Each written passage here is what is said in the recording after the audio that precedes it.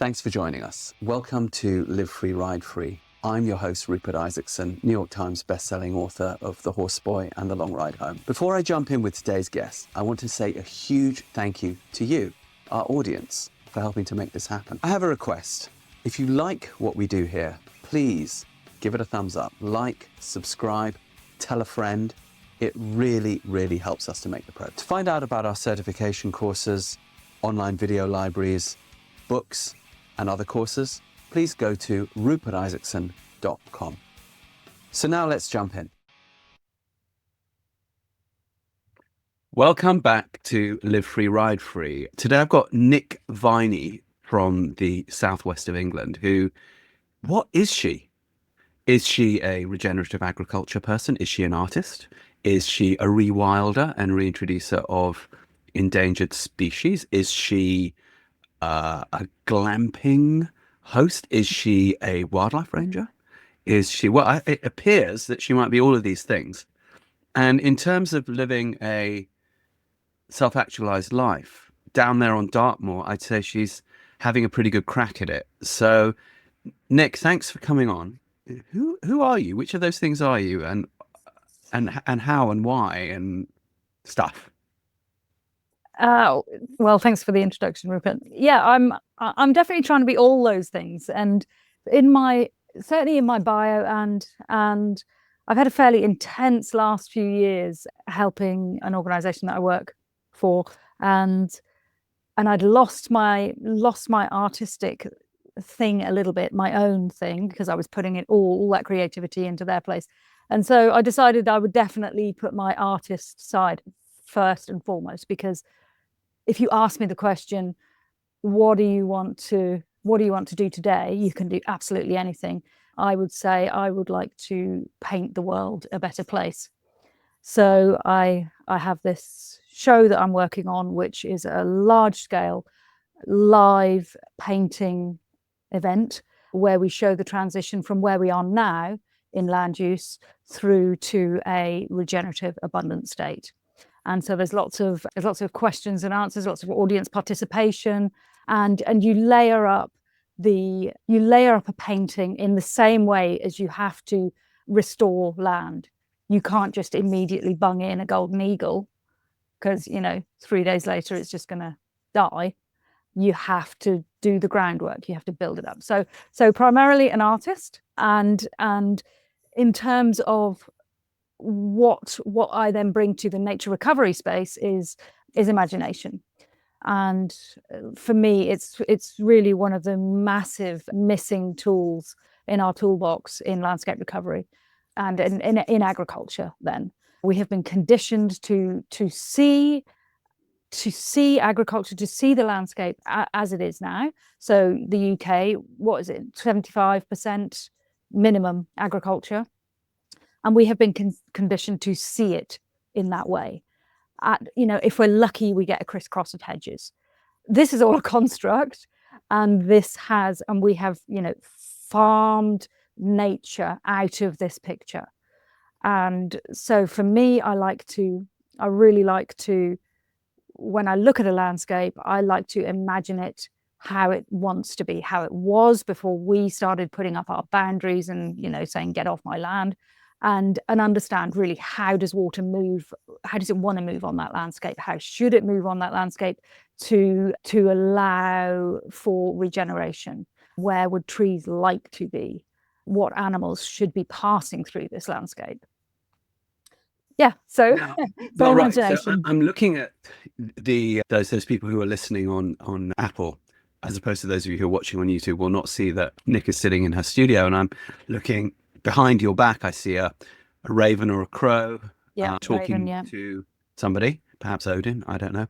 And then on the other side, I see what looks like a ruff of a lady riding side saddle to the hunt, but the hounds are foxes, perhaps, or something. I like that interpretation. That's what it looks like. Yeah. I certainly like that idea. Yeah. But you're a farmer.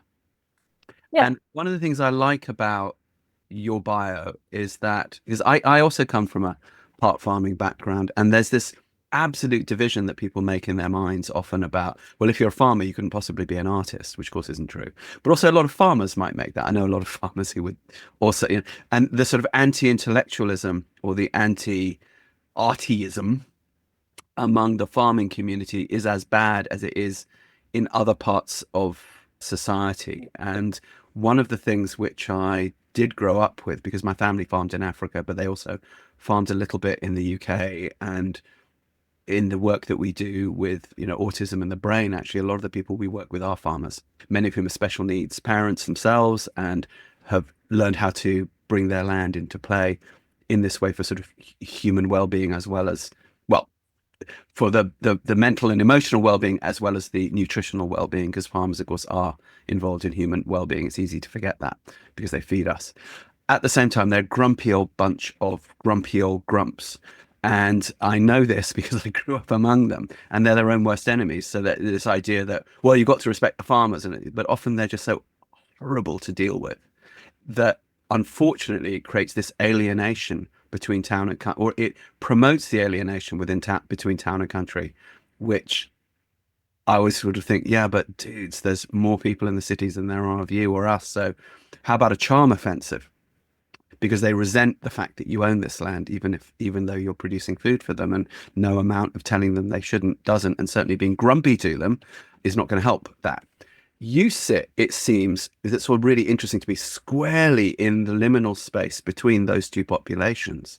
And so you, to some degree, have an ambassadorial role there for the land. And it seems to me that maybe you're pissing off both sides, that, you're going into the traditional farmers and saying, well, maybe we should do regenerative agriculture and some rewilding and that sort of thing. And then perhaps the urban environmentalists are saying, but it's not enough. This has got to be completely rewilded. And therefore, are you in that position where you are annoying everybody and you therefore kind of can't get it right? Quite possibly. You might have just described the last 20 years of my life, but the people who do that are the people I trust the most. But I fully trying to do the right thing, right? I fully intend to stay in that position because so we had a small farm here growing up, and I'm lucky to be back here where I grew up. And our family business was the local vets. So we were vets. So my stepfather was a vet, and eventually I had a little detour into business studies, couldn't hack that, and became a veterinary nurse. And we were a small mixed practice. So think James Herriot. And so we did everything from, pets to, an hour later doing a cesarean on a cow, to going and shooting a pony that's been hit on the moors, or, so this incredibly varied existence and a very trusted part of the community. And so I was able to be in that space, in the farming space. Grew up going to young farmers. So a very enjoyable and hugely rewarding time of my life. And then, but I was, it's interesting you talk about that painting. I can remember a day that on the Thursday we were called to a fox in a snare. Okay, so I drove across the moor. I was 17 years old. I'd not long past my driving test. I drove across the moor. I found where the fox was in a snare. Okay, so I climb up the hedge and I see the fox in a snare. I have to approach this fox. It's struggling.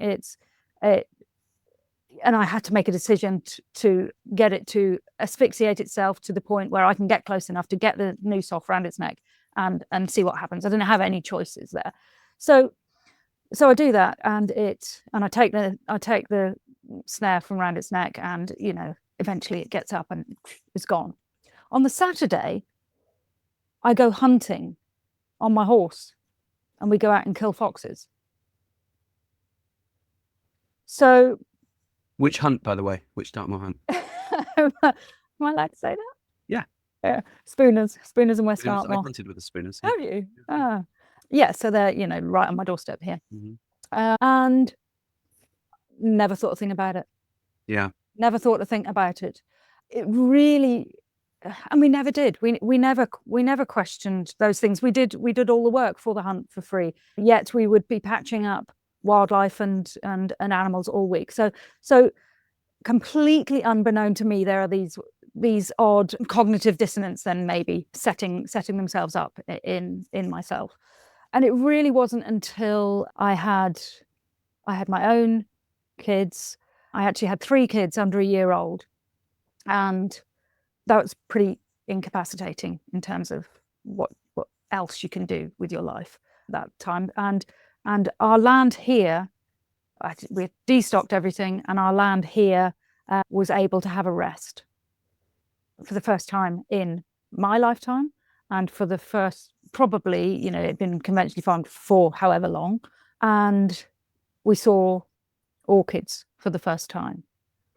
And then I started to think about how what I was doing was impacting, and how is that possible, that spending my entire life on this place, how have I never seen that plant before? And I just, and then I got into permaculture design and holistic management. So really looking at energy systems and the flow of energy through your land, and holistic management, obviously. And that got me into planned grazing. So, and planned grazing was the key for me to understand. I didn't have to have no animals, and rewilding wasn't a thing then. I could actually understand how these animals worked in nature, and then play those animals to their strengths, and then actually restore the land using those animals. And so that's what I've been doing ever since. I'm an absolutely fanatic grazer. I just love. How do you digest the grass? Sorry, I'm just kidding. Exactly. And I just, there is an absolute joy, not just for me, but for those animals. When you move animals daily, when you see those pictures, those films of those dairy cows when they've been let out for the first time since last autumn, and they're bucking and kicking and everyone's really happy. That's every single day for these animals, because it's completely clean grass. No one has shat over it. It's all, it's just pristine, and it's pristine every single day. If they're living on it every single day, how are they not shitting on it? Because you move them every day. They move to fresh pasture every day. So what you do is you replicate natural systems. So in our case, we don't have, we've killed everything. We don't have wolves left in this country, which would keep all these herbivores bunched up and moving in this slight fear state, which is, why horses are so good at bolting, because, they have that flight instinct.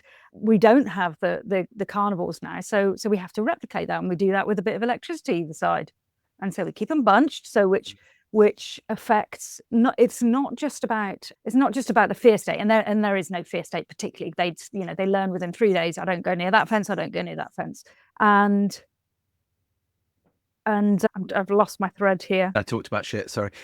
It's because you're saying you're replicating the way that the animals would move through the land naturally, as opposed to in an unnatural way. And this, of course, regenerates the land. And this I completely get. And so, when I flippantly said, well, why are they on pristine grass every day that's not being shat on? That wasn't quite as flippant as it sounded, okay. Because I think you need to understand that most listeners wouldn't know that from what you described, you were necessarily moving the stock every day to make sure that the land gets grazed as evenly as it would if the livestock were ranging across it in a natural way, with the pressure of predators and or just moving, because when you eat down one area, you move to the next, and you eat down another. And we're used to seeing animals either static in fields or in sheds. And if they're in sheds, actually, we don't see them. We're unaware of it. You drive past those sheds, you never know that those pigs are there. You never know that those chickens are there. You see the cornfields on either side, but you wouldn't know the factory farm that was going in, because there isn't a big sign saying 10,000 cows in Cowschwitz here. No, exactly. Because obviously people don't want to advertise that fact. So the reason I asked that was because it's not necessarily known. And what's interesting with grazing is that people assume, I think, quite rationally that that is how farmers would graze their fields, right? You would graze down a field, you'd move your animals to another one, they'd graze that field, you'd move them to another one. So why isn't that the norm? I, as far as I'm concerned, it's shepherding. We are no longer good shepherds, and I mean that in the biblical sense. Because it's too labor intensive now, you know, that people don't actually have the money and they don't have the extended families living on the land. So you've either got to employ people or you've got to have them in your own family. People have neither anymore. So the animals are more like to sort of sit where they are because you haven't got the time to move them, or possibly. But I think, you know, what have we done? We've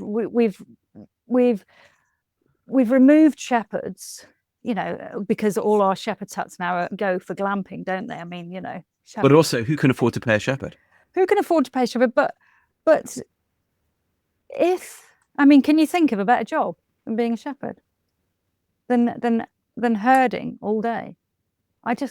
For me, and I guess this is why I, you know, managed 20 years on the range was because, well, I'm very calmed by the sound of grazing animals. For me, when I, you know, if I go anywhere, if I leave home for a long time, I will seek out, you know, the sound of animals cudding, or it's a very restful thing for me. But actually, I think as a shepherd, and I feel if you imagine the land as the garden, I mean land with a capital L. I don't like to call it the land, because I feel like land is a thing. It's an alive thing. It's a biome. It's like a bigger version of us, you know, that goes all around the outside of the world. For us, in order for us to have a place in that, I feel like shepherding is a very important role, a very important role. When you say shepherding, you don't just mean sheep, right? You mean no, okay. In general. Yeah. I mean herding, and that could be, you know, that could be pigs, that could be, you know, my dream scenario is going around helping people restore their land with my little, you know, precision grazing ponies, a couple of mini cows, and a pig, and the odd chicken coming up behind, or turkey just scraping the shit around, because we don't have any birds left. But coming back to the human place in it, we, especially in the UK where we don't have predators, we have to keep the stock off the trees, or else guess what? We won't have any trees. And this is where we're at.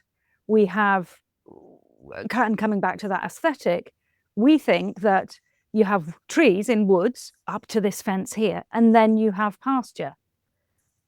This is a dead end. If this is the way you think land behaves, this is a dead end, because how do trees reproduce? They have to roll out into the landscape. They have to move in this dynamic way, because there's a tree here, and it drops its babies here, just off the skirts of the canopy, where there should be brambles to receive these baby trees, to then let them grow up.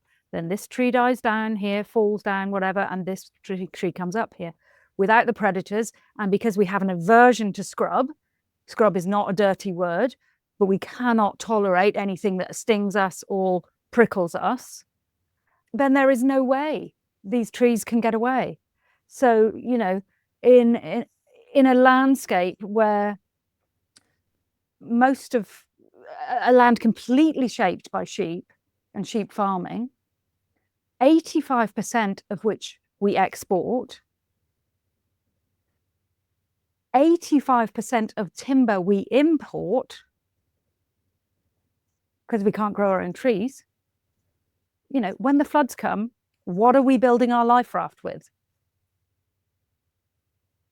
I'm going to ask you a couple of devil's advocate questions, because I think they bear explanation, but they need to be posed in a way that allows for context, if that makes sense.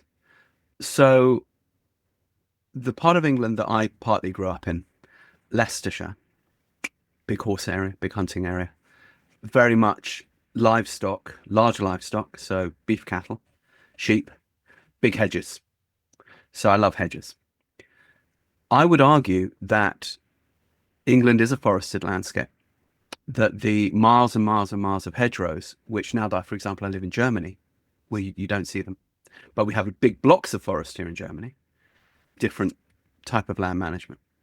But those snaking hedgerow systems through the UK, assuming they haven't been grubbed up, are in fact forests. It's just that instead of covering a blanket canopy or a savanna, which as you might find in, say, a park, they are, yes, contained, but there's so many thousands of miles of them that, as you know, along the side of each one, you get what's called woodland edge, where the thorn and the larger trees that are in the hedge meet the grassland or the cropland. And in there, of course, you get a big insect, wildflower, narrow corridor, but nonetheless an intense corridor, which supports a lot of wildlife and so on and so on. So are we not actually still a forest landscape in the UK, but just now one that has been shaped by humans in a slightly loving sort of a way that still is biodiverse? Or am I wrong? Well, you're wrong about the biodiverse. I mean, the UK is the most nature depleted country in Europe, not in Europe anymore. So as much as I absolutely love our hedgerows, and I completely agree that they are the last remaining corridors, but we stock fence right up to those walls if we're lucky enough to have hedges. You know, we stock fence right up to them, and so nothing. I mean, I was on a site yesterday, and yeah, you could see beautiful emergence of meadowsweet and dog violets yesterday, and you know, an inch this side of the wire, and this is nothing. It's just ryegrass, you know. So yeah, they are fantastic, but the bar is very, very low. And so, and of course, one of the things, and one area where farmers are judged harshly, and this is amongst their peers, is through tidiness. And you know, you are considered to be a poor farmer, and that would be poor in both senses of the word. Poor as in you're crap, and poor as in you don't have enough fuel to be cutting those, you know, to be trimming those hedges, you know, within an inch of the top of that bank. Like, you know, these hedges are offering a massive amount. They are desperately trying to deliver fruit, nuts, shelter. You know, they year on year they push back, and they'll grow another meter. And you know, and every November we'll come along and we'll smack them down. And this for me is just, you know, it really is nuts, you know, because Northern Hemisphere, massively high rainfall. One thing we are really good at growing is trees.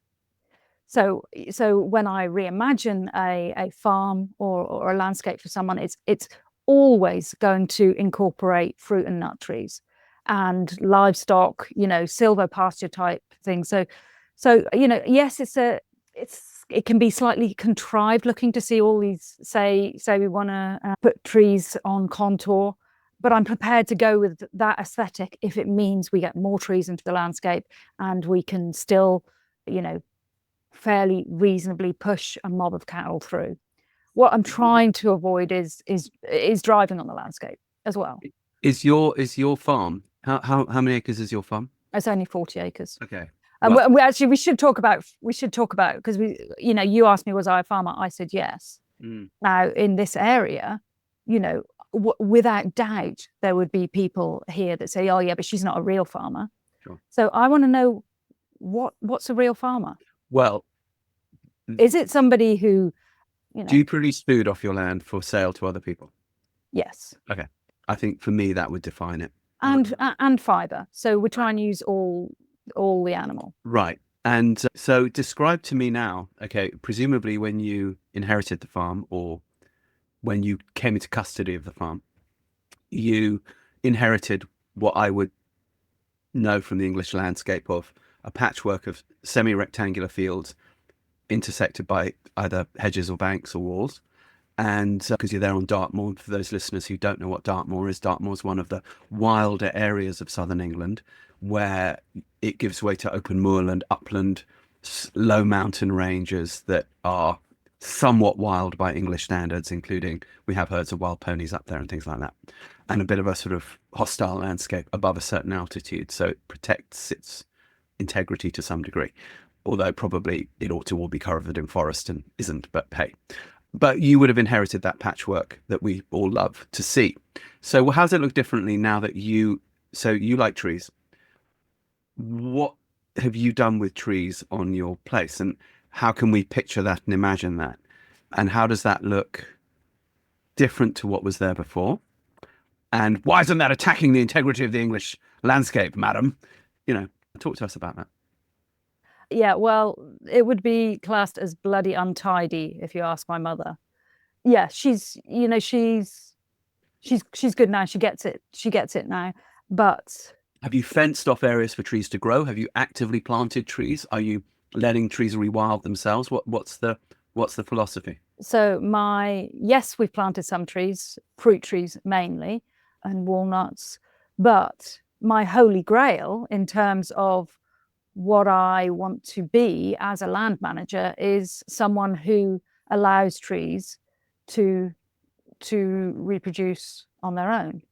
Because no shit, they've done that for and how are you going to do that while years. intensively grazing your land enough to be commercial? You have to mob graze your cows, and you have to be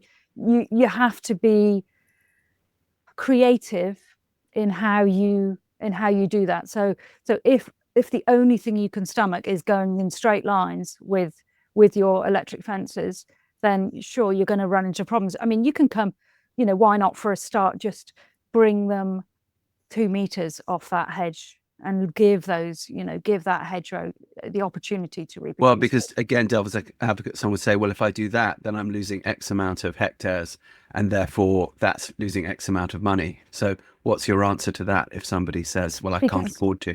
Because most people are grazing extensively, and your carrying capacity will go up at least 3 times when you start putting your animals in a mob, and that Why is that more? Because everything about the way the animal behaves is then complementary to the landscape, from what goes in the front end to what comes in the back end, to how their feet move on the soil, to how then when you move them on, you don't come back there for a long time. So rest is a massive part of this. So you have to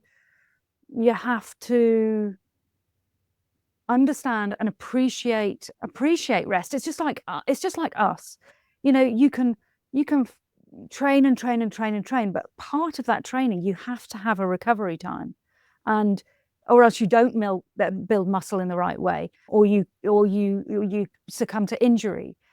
Exactly the same thing is happening in land, and at landscape scale, it is wearing out. Indeed. You've got 40 acres, you've got cows on it. If you want to rest those bits of land so that they regenerate in that way, how long must you rest them for? And how many cows can you have on that 40 acres? So like a lot of these things, it depends. So I'm mainly floodplain here. So I don't want to be in a position, A, where I've got too much stock over winter, and B, I don't want to be putting stuff in sheds. Because if I've got anything in a shed, I've got a massive pile of shit at the end of the winter. And what am I going to do with that? I've got a mile stretch of river. Anything that goes onto this land is going to be straight into the river. So, so when I say it depends, what I mean is it is really complex stuff. So anyone who thinks that managing land, but what do you do? Simple. Okay, so we tend not to overwinter. So I will run stock on. I will fatten stuff, because we can grow a phenomenal amount of grass in the summer and then kill it off. Okay. And how many stock will you have there in the summer? It depends. Maybe only 4 bullocks and 20 sheep. Okay. Or we go a whole year, because if I can, I would like to give this ground a year off. It's only my sort of, addiction to keeping animals.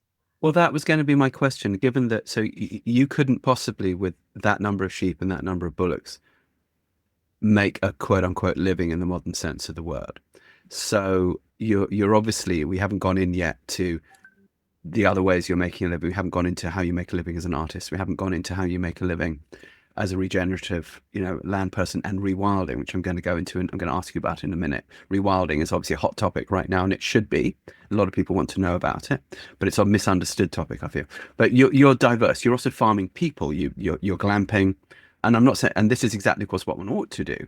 But my question is, well, then, as a rewilder and so on, given that in the Paleolithic landscape where you are, it probably would have been somewhat open canopy beechwoods, I should imagine, with some grazing plains from large ungulates, interspersing that. Why not go back to that? Why farm at all? I ask myself that a lot, and surely that's what the land wants at the end of the day. I mean, if you left it alone completely, that's more or less what it would do, no? I've got one paddock, call it a paddock, which we haven't grazed for 40 years. Okay. And I'm just it's like what the rewilders would pray for, but I'm doing it in reverse. So now I've got a completely scrubbed over area. And with what? With hawthorn, blackthorn? Mainly with bramble. Uh-huh. But with a certain amount of blackthorn, willow, ash trees. I mean, massive. And this is all self-colonized. You haven't gone in there and planted. We haven't done anything. Okay. So then I thought, right, I want to actually just reclaim this a little bit and just start sculpting it. And so I'm going to start putting these ponies in. So but I want to it's a massive songbird breeding area, as you can imagine. It's really, there is a direct correlation between the amount of bramble you've got, the amount of scrub you've got, and how many songbirds you have. Yeah. If we Just explain why that is for people who might not know the correlation. Because if we had a full ecosystem, say, we would have wildcats. So what we think of in the UK as a Scottish wildcat, it's not Scottish. We just drove it to Scotland, and not in a car. We just killed everything. It had a price put on its head. The brambles will give you safe cover from small predators. Exactly. So cats will not pounce through bramble. So really safe nursery. Not just for young trees, but for young birds. So that's why eat and exactly. Yeah. Okay. And also under brambles, the soil is the best soil you'll find. Is that because, are they nitrogen fixers, blackberry bushes? It's not. I don't know whether it's nitrogen, it's much more complex than that. What I would say is the mycorrhizal connections under brambles are really phenomenal, and so the soil health, is always just fantastic. So in terms of carbon sequestration, fabulous. So how do you going to drive some large ungulates into it in the way that's exactly what I'm doing.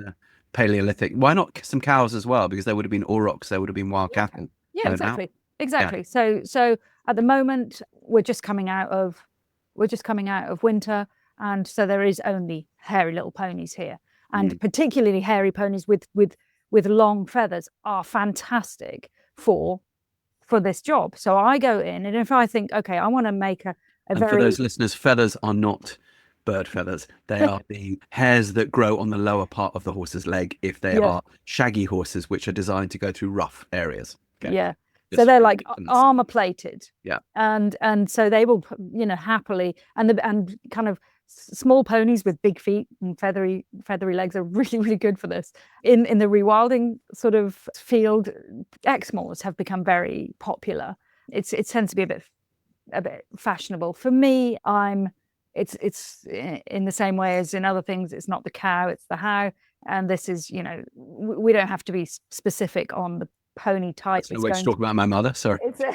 It's it's a pony and it's going to behave like a pony. You know, if you let it near trees, it's going to strip the bark.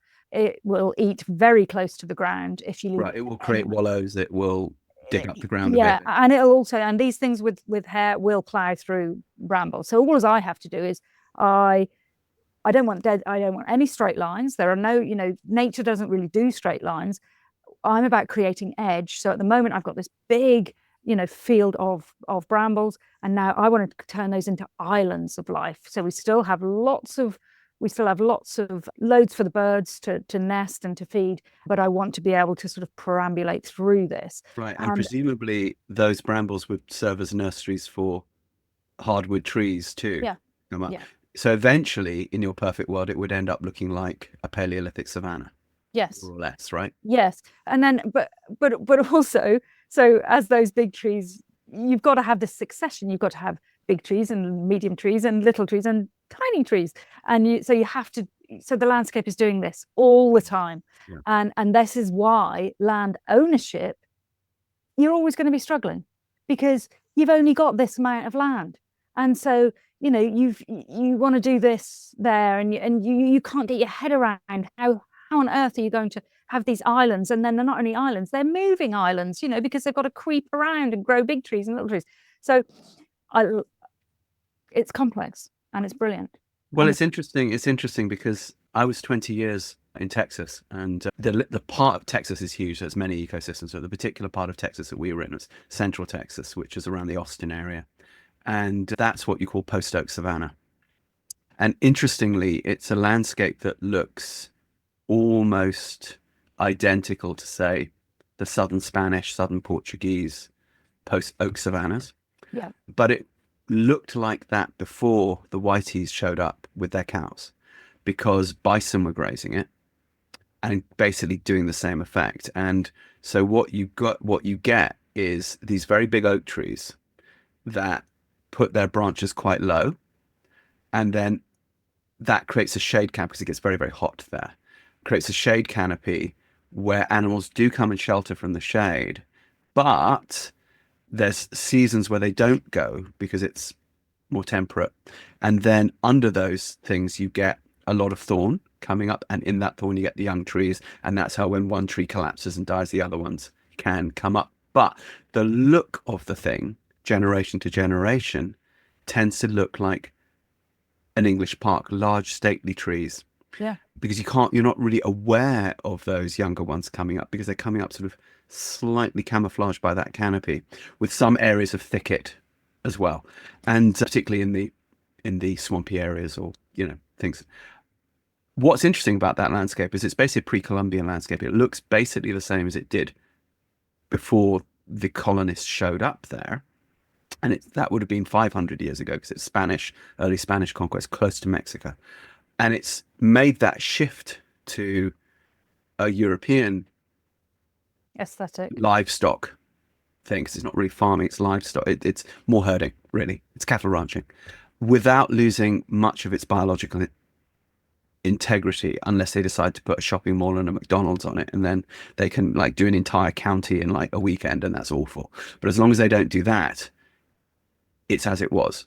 What's interesting to me about England is that we're better at preserving the land than they are in the US. Like one of the heartbreaking things about living in the US is that you can fall in love with the landscape because it's so beautiful, and 1 year later, you know, your neighbor can just flog that for a housing development and it's gone. Boom. There's no conservation laws, nothing, and they'll just come bulldoze, you know, 1,000-year-old trees. It's really heartbreaking. In the UK, we are much, much better at preserving the aesthetic of the countryside, which I'm a great believer we need spiritually. We need to be able to see that green. We need to be able to get out of a city quickly and see it, and if possible, walk on it and touch it, which in Texas you can't because they'll shoot you. So people don't feel any kind of, you know, attachment to the land because they didn't grow up playing under that tree or whatever, because it's so weirdly, I think there's some things we get really right in the UK with land ownership. We have large landowners, but quite a lot of public access to the land, even though the Ramblers would say that they don't. Just go live in Texas and you'll be like, actually, we have a lot of, and the worst that will happen is if you stray from the footpath in the UK, someone might yell at you, but they're not going to shoot you, but they probably won't even yell at you, and there are plenty of footpaths. Now we're talking about rewilding in the UK. And so you look at a landscape and you say, well, how does the water want to go? Or how do the trees want to go? You've now helped farmers in the UK to sort of go towards this. Are we going to lose this whimsical landscape that we know and love of the patchwork field system and the hedgerows and all of that? Whether people argue that it's not biodiverse enough or not, it's beautiful, and it's there, and at least we have a countryside to argue about, which is a good thing. Or is it going to be replaced by something else, or are we going to have kind of a mishmash of both? What are we going to see in the next 20 to 50 years? I think we're going to see a more beautiful, an even more beautiful version. So you mentioned the word green and how it's important for people to get out into the green. What we've got to remember is, and we are wired to recognize green as this, calming influence on us, aren't we? And also biodiverse. We see it as, I think when we know that, when I say biodiverse, I mean food producing. It means we feel calm inside when we know, we're in a place that can support life, basically. Yeah, unfortunately, ryegrass, which is that holy kind of shade of green, there are certain colors that land should be at certain times of year, right? And that kind of blue phyllo green in spring is really a reflection of the awful amount of nitrates that are on there, and really burning through the soil health and really having detrimental effects on not only the cows that eat that, which obviously they're burning out within 3 years. That's a very, very short life expectancy for a cow. It would naturally live well into its teens and beyond. So it's nuanced, is what I'm saying. Green does not necessarily mean healthy. What actually is a much healthier landscape is lots of different shades of green, and to not expect to see the land in this very linear sort of flat field to a 90-degree hedge, if you're lucky to have a hedge, and then that's we've talked about clipping those hedges off very, very tight. What you could imagine in a more abundant landscape, and with abundance comes beauty, real beauty that we recognize, and it literally resonates within us. So when you go into, I've got a nice bit of floodplain mire down there, and when that is just humming with insects, and you just don't know where to walk, because you can feel under your feet that every footstep you're treading and squishing something. There is something that resonates inside you, and really I would like everyone to get an opportunity to experience that, because when you experience that, and I'm someone who is sort of not religious and not sort of, I wouldn't have classed myself as spiritual, but there is something unmistakably moving when you experience those kind of ecosystems. And as to what that would look like now in our green and pleasant land, I think our hedgerows are a great place to start. So they're still old trees in the hedgerows. So what I'm planning on doing here is where I've got these lovely hedgerows, I just want to knock a hole at one end and a hole at the other, and then that whole line then actually becomes a big circle in itself. I see. So the cows could just rotate through. So we'll keep just the hedgerow. Yeah, exactly. As you know, if you followed any of my work, I'm an autism dad, and we have a whole career before this podcast in helping people with neurodivergence, either who are professionals in the field. Are you a therapist? Are you a caregiver? Are you a parent? Or are you somebody with neurodivergence?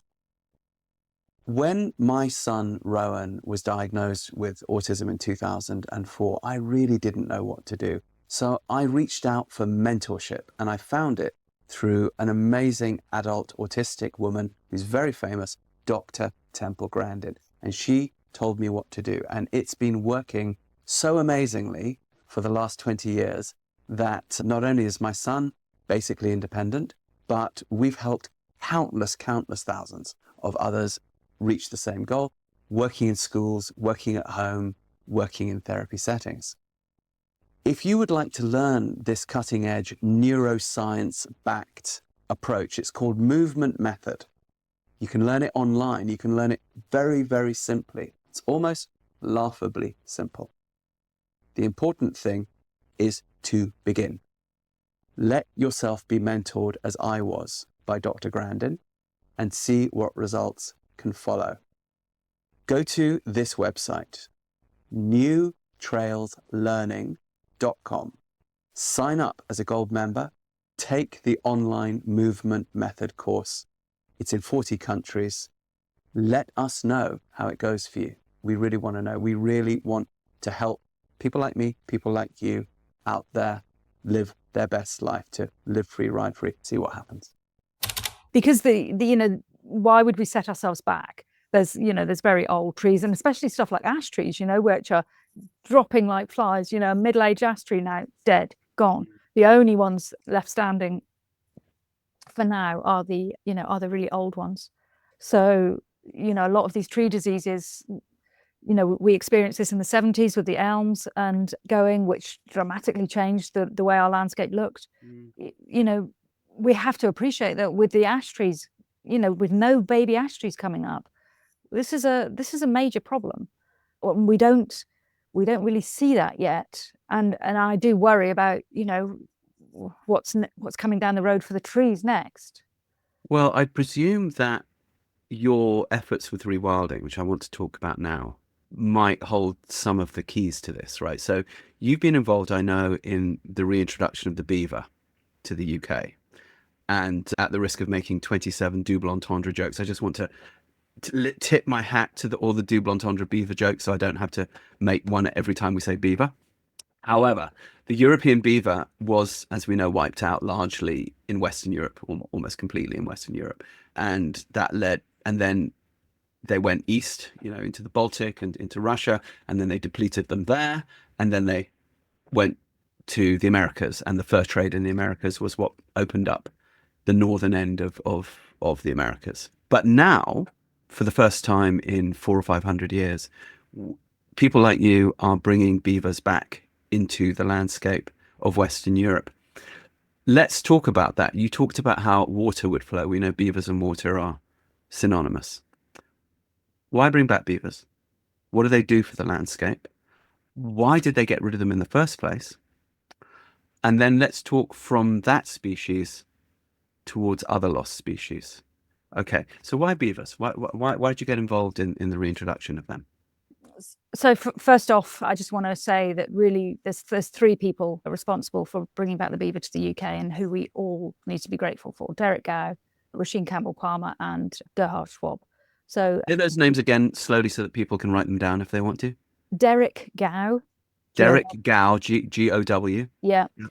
Roisin Campbell-Palmer. Roisin Campbell-Palmer. I don't know how to spell Roisin, but Campbell-Palmer, I think people can. Roisin. Okay, Roisin Campbell-Palmer and Gerhard Schwab. Gerhard, that sounds German. It is, yeah. Gerhard Schwab, S-C-H-W-A-B. Yeah. In the UK or in No, he's in Bavaria. Okay, right. Yeah, and these guys are beavers. Sorry, these guys are. They have. We need to be great. Very Why do we need to be grateful to them? What's the value of the beavers? So beavers are known as a keystone species, and this means that the presence of beavers in an ecosystem has a profound effect on every other species. What the beaver offers is water security. So without water security, we are nothing. You mean water conservation? They keep water in a landscape? They keep water in the landscape. They purify water. They slow water down. So beavers, willow, and water are this incredible sort of, just that they work together in this very nuanced and beautiful way. If you get a chance, watch beavers go on Beaver Watch, come to Rewilding Coombs Head, watch beavers at night, watch them working. The incredible way these creatures can hold back water with only sticks and clay. Now, if you try and do it yourself, try and hold back water, try and create something, and these dams can be 10 foot high, and holding back water and just letting it come through very, very gently. So what that does, and especially as we shift into much more erratic weather patterns, is it's these storm surges, these. So we have, if you think about what the UK looks like, we have these uplands that are completely naked, completely devoid of trees, highest rainfalls in the country. So it's like a bald head, drops all this water on it. So what's going to happen to that water? It just rushes off completely unimpeded, getting faster and faster and faster, and then just smashes everything out the way as it goes down and out to sea. Not only does it smash up all our urban areas, but it takes thousands of years worth of soil with it. And in that soil, nothing can live in those waters. Our salmon can't, they can't breed. So the knock-on effects of having water leaving the land too quickly is huge, absolutely huge. So we're in Devon. We've got maybe 2.4 meters of rain a year. What's that? I don't know. Is that 8-9 feet? I don't know. This is a high rainfall area, and we have to slow that water down. And in slowing it down, and the beavers do this all night for free, absolutely for free. All as they ask is, can I have some trees? And I'll do the rest. So we have to, it's not, to put it this way, it's not too many beavers, it's too few trees for a start. Where did they go in the first place? So we had beavers throughout the UK, but we hunted them all, every single one. We killed them all. And we did that because they have this incredible fur, this incredible double kind of very soft under fur and beautiful fur. So like you said, worldwide they've been hunted. But also they have this very interesting relationship with willow, and the tree willow, which contains salicylic acid. Salicylic acid Aspirin. is aspirin, exactly. Right. And so we hunted the beaver for its scent glands because of the massive amounts of salicylic acid in those glands, and we used that medicinally for hundreds of years. So we just, like all good humans, we just Castor oil. Castor. Castoreum. Okay. Yeah, not castor oil, different. Okay. Castoreum. Yeah, because castor is beaver in Latin, right? Yeah. And actually in French still, castor. Yeah. So as we go into these erratic climate change events, we're going to have massive rainfall events, but we're also going to have droughts. So a way of steadying our water cycle is very, very important. And whereas, we certainly around where I am on Dartmoor, there would be a very negative pushback on free beaver release, for example. I would predict, thanks. I would predict that give it 3 years, 5 years max, people will be fighting to get beavers onto their land. Well, this is actually a question. So, do you have beavers on your land now? No, I don't. Okay, why not? They are a few miles down river. Why not? Why not? Why not reintroduce them? Yeah. Basically because I would have had to, up until very recently, the last few weeks, I would have had to have put them in an enclosure. And most people can't afford a beaver enclosure. It's very, very expensive to put up that kind of fencing. So the legislation has changed. You now no longer need... The legislation has changed, and you can apply or have an expression of interest for free release. Okay. Yeah. And this is literally like the last few weeks? Yeah. Okay. Yeah. So this is historic. Now, but let's say then you do that. are your neighbors not going to say, well, hold on, you know, they're not going to stay on your land, they're going to come on my land? Exactly. So what about that? So at the moment, and this is the downfall of this new legislation, there is mass celebrations, but actually what it means is if you're the license holder for this free release, then you are liable for whatever happens either way. So it's crazy. It is an animal, it is a native animal. It is, you know, it is supposed to be here. Yes, we are going to have to work around it. We cannot farm right to the water's edge. If you plant carrots within 3 meters of the water's edge, it's, you know, either the beavers are going to come out and eat them, or as beavers makes dams, and they don't tend to make dams across big rivers. It's not, they're not into that. It's these little tributaries. And then the water starts moving, you know, once they put in a dam, then the water starts moving laterally both sides, and that's when they can come into conflict with landowners. It's a beautiful, beautiful thing. I mean, you put a drone up, it's the most stunning environment, and the life that is brought back by beavers, you know, we have never there's nobody alive that has experienced this other than people that are living close to beavers now. You know, we don't know I lived in our Canada as well, baseline. so yeah, no, Okay. yeah. You're preaching to the converted here. I know that, though, okay, you might be liable, but I think you know and I both know that there's quite a lot of guerrilla rewilding going on, and people taking it into their own hands to just release things into the wild now. And, you know, quite recently they found all those lynxes in Scotland and rounded them up. But I know people are doing it with beaver. I know people are doing it with other things. And I don't think that's something that's going to go away. So, and honestly, I have to say, I'm on the sidelines with pom-poms, because sooner or later it's going to happen. So one can get grumpy about it and say, oh, it's terrible. Or you can say, well, this is part of a historical process, which is inevitable. And I'd rather see that than ripping out hedgerows, frankly. But talk to me about that. So I presume that's going to make that change, right? Because let's say, for example, you did want to do a free release of beaver, but you think, oh, but I can't afford the liability. But then some beavers show up on your land because somebody, either they got out of somebody else's place, or that, and you decide, well, I didn't put them there, therefore I can just leave them alone. Are you still liable if one of these self-rewilded or guerrilla rewilded beavers shows up on your land and makes a dam? Are you supposed to therefore go and kill it to protect? You can't kill them. You can't kill them. Well, what I mean is, are you supposed to? They are Are you protected. still liable, basically, or can you say, look, it's got nothing to do with me and it's out of my control? As far as I'm aware, you can, you know, if you haven't put them there, it's, you know, they are just part of the fabric of the ecosystem. They are protected. They can, if you know, you are in big trouble if you kill them. Now, I'm not saying it's not going to happen. Right. You know, look at all the birds of prey that are still persecuted. You know, sure, there's going to be, you know, as Brits, we love killing stuff, don't we? I mean, we have exports. Oh, everybody. It's not just the Brits.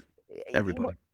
I just feel like, you know, at a colonial level, we've got some pretty, you know, some pretty strong history in this, and this is it's very much part of the you know, the fabric of living in the countryside. What has, and that sort of, that mindset has continued, but the things that have been available, you know, to be killed are less and less and less. Really, there's only foxes. The only reason we have red fox in the UK is because we kept them to hunt them. Yeah, we created super foxes. Yeah, basically, we promoted their habit. Well, but again, devil's advocate, we have actually a lot of quote unquote game animals in the UK for the very same reason. So, you know, our partridges are better in the UK than they are in Europe because we like to shoot them. Obviously, you have a lot of pheasant. I know that people raise them, you know, in pens, but there's also a lot of wild pheasant because they go feral. There are grouse on the moors. There are, you know, and as you say, this is because people like to kill them, hares in the fields and so on. But they don't want to kill them to eradicate them. They want to kill them to have a relationship with them. And this is, you know, having lived with hunter-gatherers, I grew up fox hunting. I don't do it anymore. And I can tell you an interesting story about how and why I gave up. But I would say that it is responsible for my environmentalism because it was something that brought me into relationship with having to look after habitat. As a young boy, we hedged, we looked after the hedgerows, we looked after the spinneys because we wanted foxes. Yeah. And there was knock-on effects for a lot of other wildlife. And we wouldn't use chemicals and that sort of thing for the same reason.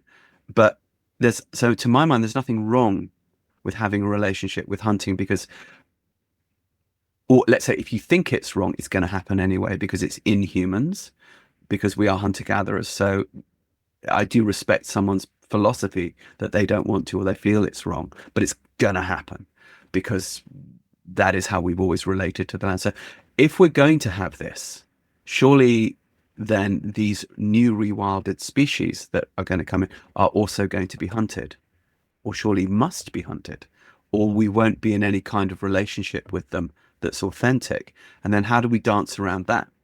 Because I think there's a difference, again, between hunting and extermination. Extermination is a whole other thing, right? But how are we going to dance through all of this? Well, how do we know which is the last beaver for a start?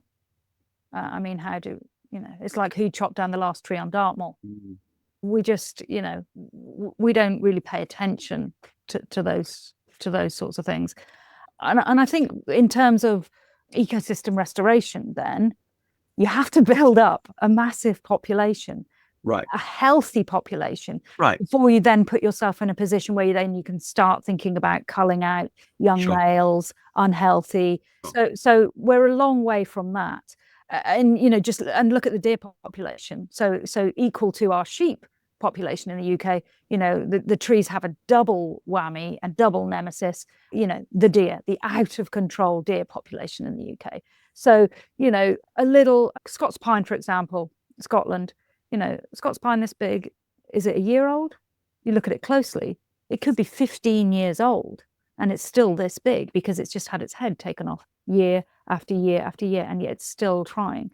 So until we get those, these massive sort of oversteer problems, but we do hunt under a lot control. of deer, right? We do shoot a lot of deer in the UK. Not nearly enough. But how would you possibly shoot more deer than we do already? You'd have to have like everyone walking around with a gun. I think, well, I don't know about that, but I would certainly like to see us shift away from industrial pig and poultry and into wild venison. And these things aren't set in Right, but how? Like, really, you must have thought it through a bit, and I'm quite intrigued.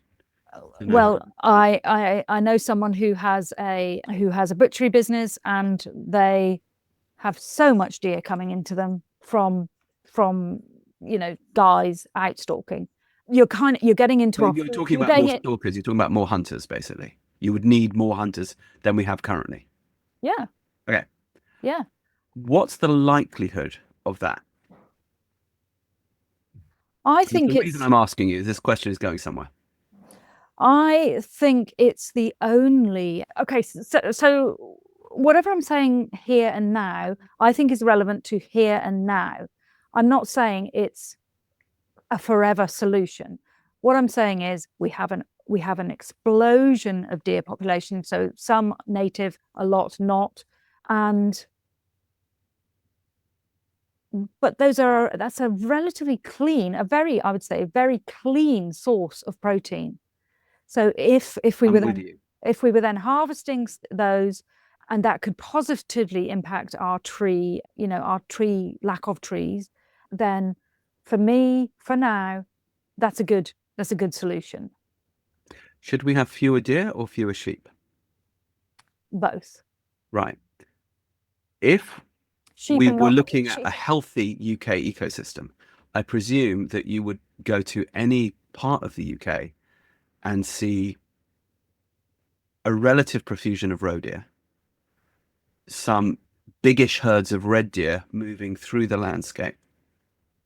And okay, we have, people say fallow were introduced by the Romans, but given that that's 2,000 years ago, okay, I think we could sort of say that they're naturalized. And then we got the ones that are from Asia. We got the muntjacs and the Chinese water deer, but they're not going to go away. But you and I both know when you drive through the English countryside, you do not see a plethora of roe deer. You do in Germany, where I'm from.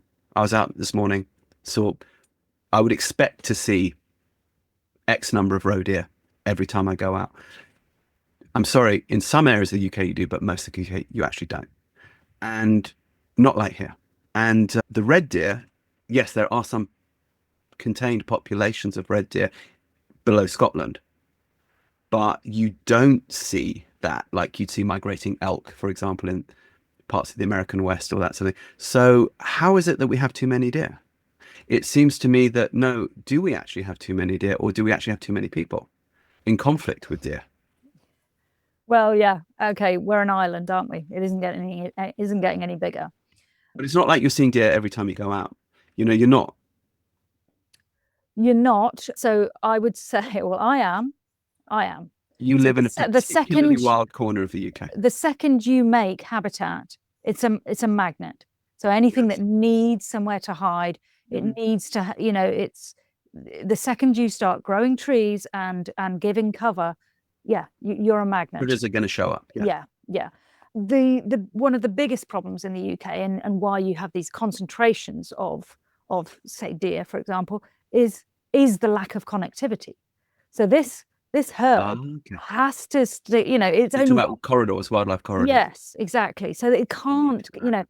so I've been on the range and I've seen stags cross from Dartmoor, 365 square miles of missed opportunity, I would say. But you'll see stags coming right across the top in the open moorland. They're not comfortable in that scenario, but they know, they can smell over the hill. There's somebody good over the other side of the hill, and they will, try and use Dartmoor as this sort of, they'll bolt for it. And Right. Dartmoor still has just a few of these wooded valleys where they can, get down into those, and and they're steep enough and uninhabited enough that they can have a quietish life. And we haven't gone into your 20 years as a wildlife ranger on Dartmoor. Not a wildlife ranger. Sorry. Not a wildlife ranger. No, What were you? no. I'm what's called a range clearer. So I would be on horseback with the dogs. So that's that painting there, and I would move livestock. So parts of Dartmoor are used by the military. And so you have live firing ranges. So people and livestock have to be kept out of those areas. And so range clearers are employed to move the livestock off those areas and then hold them back in, until the live firing's finished. What a brilliant job. How long did you do that for? 20 years. Why'd you stop? Complicated reasons, but You still do it a bit. Like, is that still part of? I still got my ticket. Yeah, I still got my ticket. Yeah. Is that something you could actually make a full living off? Like, you could be like a fully bring up your kids and pay a mortgage on that? Yeah, I did that. Yeah. Brilliant. Yeah. So that's actually because it's actually and the job is unchanged for over 100 years. Dartmoor is full of unexploded ordnance. It's we don't have tanks down here anymore, but these open wilder areas were considered in a sense waste ground that you could just lob things into. Actually, what the ranges are, and this is true on Dartmoor, but also up and down the country, is they are some of the best recovering landscapes in the UK because we keep people off and we create rest by keeping the stock on certain areas. This leads me to so the reason I was asking all those devil's advocate questions about deer is the obvious one, right? You yourself have said we lack large predators. You are a rewilder. Okay, so we all know what the top predator in the UK ought to be. Now it's the wolf. So in Germany, where I live, it's very interesting. I live in Hessen, but not far from Frankfurt. Like, you could be in downtown Frankfurt from where I'm sitting right now in 40 minutes. You could be in downtown Wiesbaden in about less than 20. But the forest and the farmland around here is either crops or orchard. Not all of the orchard is managed, so a lot of it is semi-rewilded. And big areas of forest, which are working forests. They're all owned, like in France, they're owned by the local community and they're logged, but they're logged semi-sustainably, so there's a lot of wildlife in them. In the last 5 years or 6 years, wolves have shown up again. And I lived in Canada for a while, and lots of wolves, you never saw them. Like, I think I saw one once. I was, however, as a journalist, involved in covering the early stages of the wolf reintroductions in Yellowstone National Park. And I watched how the landscape regenerated itself once they came in, and all of the ranchers going up in arms about it. And I realized, actually, you guys aren't, it's not the wolves. You just hate government. and you're just resentful of the fact that government has put these things here. But you and I both know you're not going to go out of business because of a wolf, because economically, that's just not going to happen anymore. So it's an inherited hatred of, it's an inherited farmer or herder to the competition with another predator that's come down the generations, and it's also resentment of government interference. But ecologically, there's no question it's a good thing. Anyway, I was on horseback here, I don't know, about 4 years ago, and I'd been reading, oh yeah, they're back, and they sort of pinpointed where they'd seen a breeding paddock. Yeah, but we won't see them. I totally saw one. And it was a small female, and she popped out on the woodland ride in front of me, and then she ran up the ride for a good 100 yards before she popped off into it. I was like, wow, I got to see her. Well, I haven't seen her since, because there's been a shoot, shovel, and shut up policy. But no matter how much the locals here will do that, I suspect the wolves will find their foothold, because times have changed economically, that people are not living off the land in the same way that they were 100 years ago. So, and people are more and more tolerant, not less and less tolerant. But equally, the story of why the wolves got here in the first place is so weirdly human, because it's because of Chernobyl. When Chernobyl happened, they basically created a massive wildlife reserve. Or, as you say, you give, as soon as the cover comes, all the stuff comes back. Then it goes out, and the wolves just began to expand westward, first through Poland, and then into here. Now they're in Belgium. So, but what's interesting to me is that I then was in Poland a couple of years ago, and there were wolf kills. There's a big red deer wolf kill, like right outside where we were staying, but they were farming cattle and other livestock. And I said to them, "Aren't you in conflict with the wolves?" And they said, "Oh, Rupert, the thing is, the wolves never left here, so we know how to live with them." And I say, "So you let your calves carve outside?" Not, yeah, sure, we lose one or two, but honestly, no more than we would lose to other winter crap or this thing or that thing. Rupert, it's not a big deal. But the Germans, they're all panicking because they were without the wolf for over 100 years, and now they kind of don't know how to live with it anymore. And so, sure, you got to hunt some of them. If you get a problem one, you're going to go shoot it. But in general, they're not interested in you. They keep away, and as long as you've got enough deer, that's really what they want to eat. Yeah. Now, the UK. So I don't believe we really have too many deer. I'm sorry, I just don't. I grew up in the countryside in the UK. It's not like I was tripping over a deer every 5 seconds. I do know that there are issues with growing trees, but one can also fence trees off, and they do. Otherwise, we wouldn't be able to grow the industrial plantations of trees that we do. And that's another environmental thing, but yet they do grow those trees. So clearly, there are ways to manage the deer. But we do have a plethora of sheep. We do have a plethora of humans. Bringing back the wolf is obviously a conversation that's been going on for 30, 50, 100 years or whatever. Is it going to happen, do you think, in the UK? Because surely that would be the authentic landscape, would it not? The top predator back in play and us living with it. Well, if you're looking for the cheapest, quickest solution to landscape recovery, then yeah, it's an absolute no-brainer, for sure. But nothing, it's just not that simple, is it? And no, I'm not saying it was. You talk about us being tolerant. I'm really not sure how tolerant we are, especially in the countryside. I mean, this is a massive, we have the rise of reform, Nigel Farage, you'll see those boards all over the place in the countryside, and that's not... Saying what, no wolves? Yeah. So, I think he is the wolf. It's the sensible thing to do, but when do we go for that? Yeah. Do you think it will happen at some point eventually? Yeah, I think it will happen. If you made it this far into the podcast, then I'm guessing you're somebody that, like me, loves to read books about not just how people have achieved self-actualization, but particularly about the relationship with nature, spirituality, life, the universe, and everything. And I'd like to draw your attention to my books. If you would like to read the story of how we even arrived here, perhaps you'd like to check out the 2 New York Times bestsellers, The Horse Boy and The Long Ride Home, and come on an adventure with us and see what engendered, what started Live Free, Ride Free. And before we go back to the podcast, also check out The Healing Land, which tells the story of my years spent in the Kalahari with the Sun, Bushmen, hunter-gatherer people there, and all that they taught me and mentored me in, and all that I learned. Come on that adventure with me. And how will it happen? Because I'm interested in this, Well, they're not going to cross the channel. So we will be humans bringing them back. It may not be, I don't know how long that's going to be, but something will happen. And what do you think will happen? I think we'll wise up. I think. But specifically, like, where would they do it? And how would they do it? And I think probably they'd do something in Scotland. And I think it will be the best thing they ever did economically, because I mean, that is seriously progressive. There's a incredible, even just from ecotourism, forget the timber perspective. No doubt. It's Wolf just t-shirts. No, for sure. Yeah.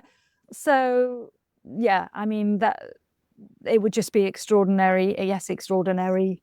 But do you think it's 10 years away, 20 years away, 50 years away? Oh no. What do you reckon? I think I'd say 25 years and some biblical shit climate wise. Because I think it's not until we really start feeling it. It's like, look at what happened to us in COVID, okay?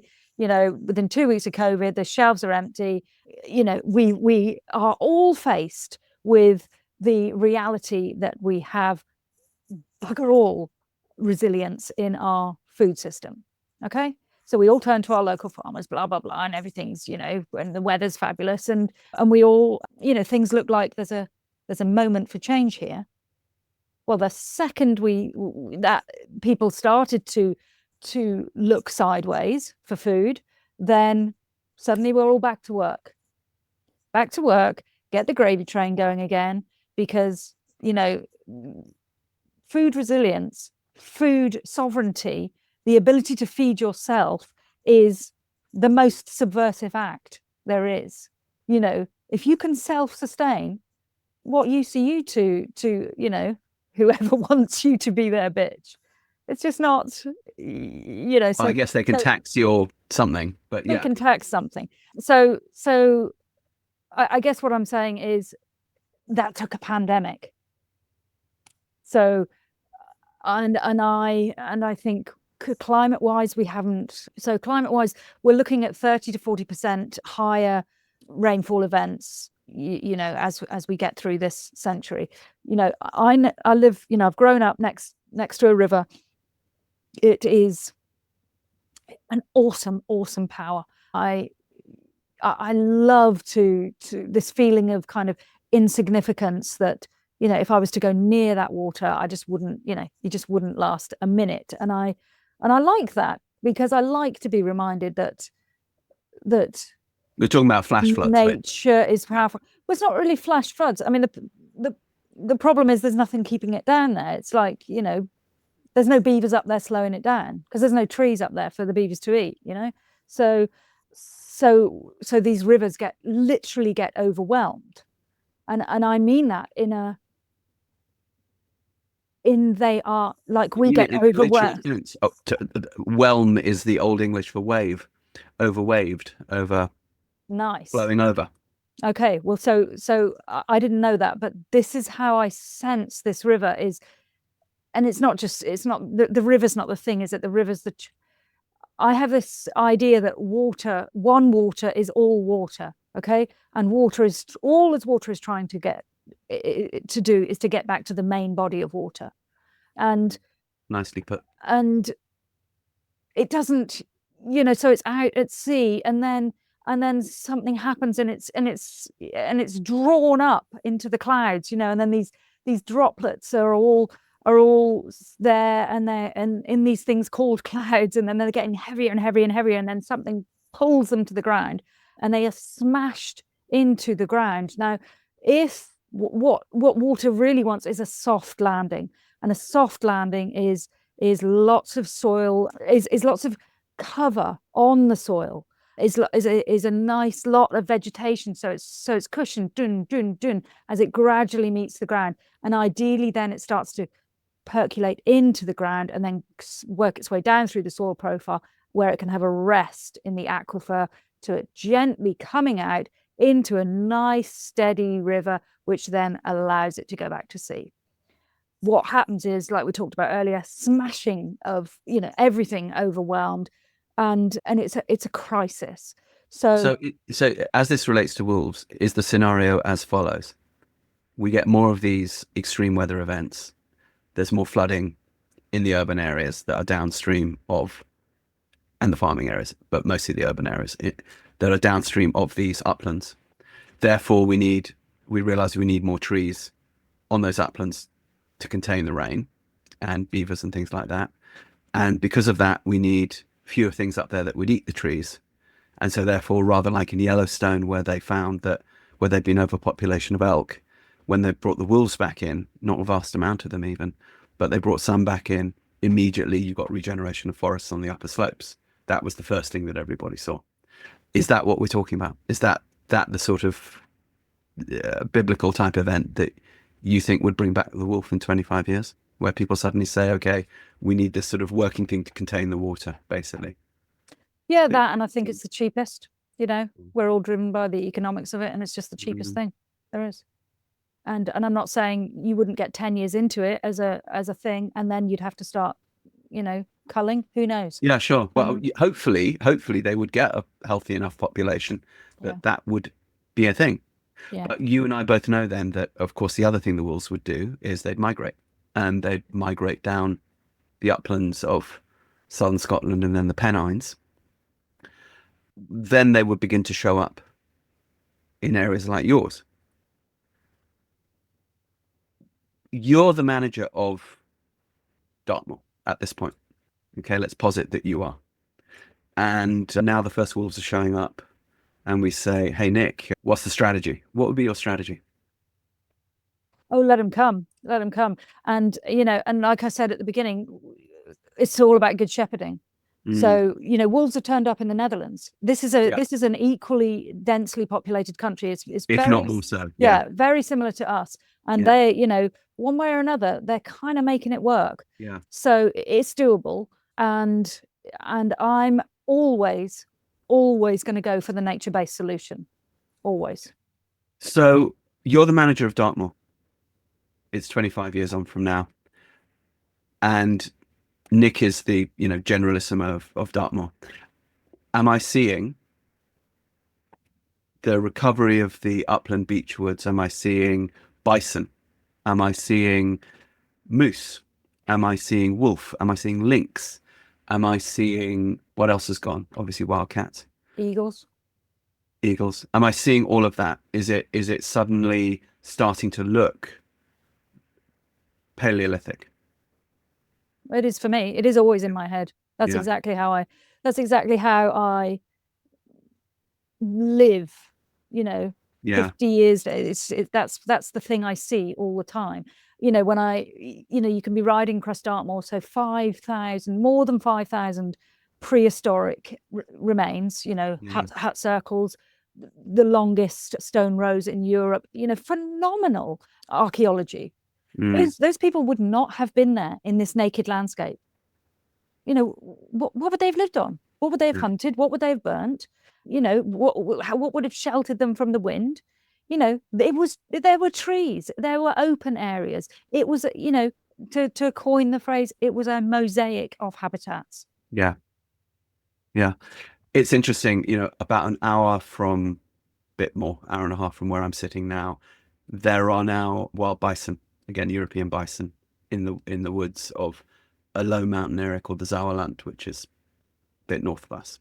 And I know that in Kent, in the UK, it's so interesting that it happened in Kent, which is for those listeners who don't know what Kent is, it's like that little bit that sticks out east of London into the cheekily sort of into the North Sea, but it's like really populated. It's sort of where the Channel Tunnel comes out. And like, you'd expect they were going to reintroduce the European bison. You know, it would have been in Scotland or Wales or Dartmoor or something. No, it's Kent.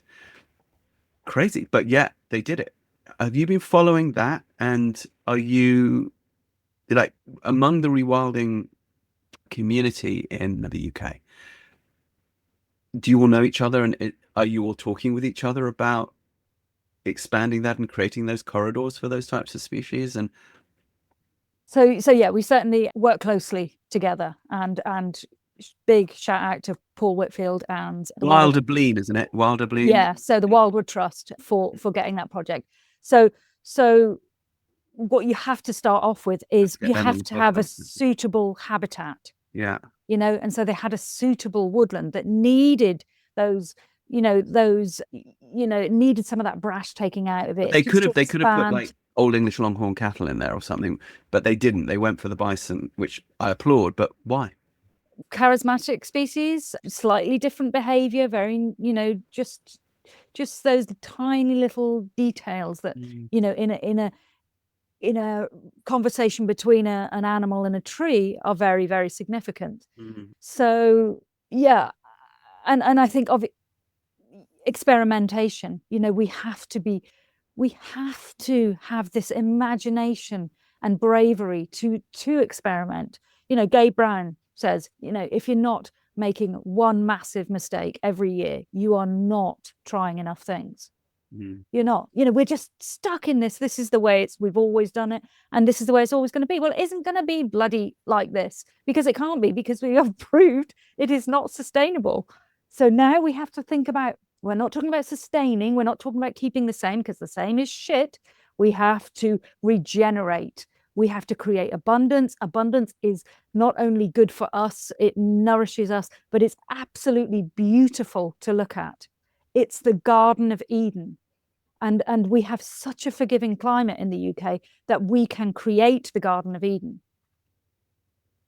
I love it. That's a rather artistic, imaginative worldview. And we started by looking at some of the art that's behind you. You are also a living and working artist, as well as a farmer and land regenerator and rewilder. What are you doing with your art? How does your art come into this conversation? And also, crucially, how do you make that part of the economics of your whole thing? Because really why a lot of people are listening to this podcast is this idea of self-actualization. And I think what we find when we talk to everybody on here is people come on, usually wearing a certain hat. I'm a musician, or I'm a horse trainer, or I'm a educator, or whatever, and I've made this big thing out of it. But when you actually talk to them, you actually realize that they do about 50 things, and those 50 things all, like an ecosystem, sustain both economically and spiritually, emotionally, and so on. So your art, talk to us about how you got going with that. It's very good. I'm looking at the stuff on your one. I want that one of the side saddle lady with the foxes, and I know you don't think that's what it is, but I think that's what it is. No, as far as I'm concerned with the painting, it's what happens with most paintings anyway. No, and I'll tell you what, if you actually paint it that way, I'll buy it. As long as I can afford it. What I was going to say was,